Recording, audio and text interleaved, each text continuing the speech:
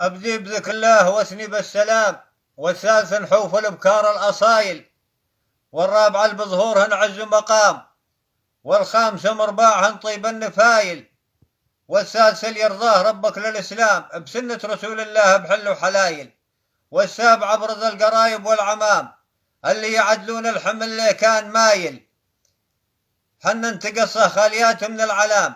واليا طلبت الزود ماني بعايل، مولى مشر في عبد اللي ماني رخام،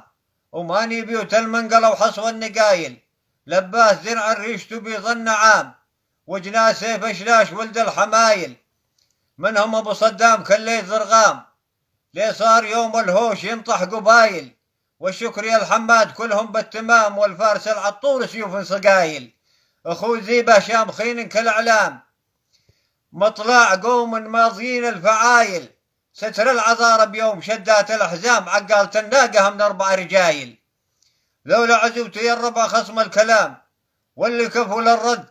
يرد بالمثايل، والهدف ضمن القصيدة للإفهام، ولا الغشيم بحال ما من صمايل،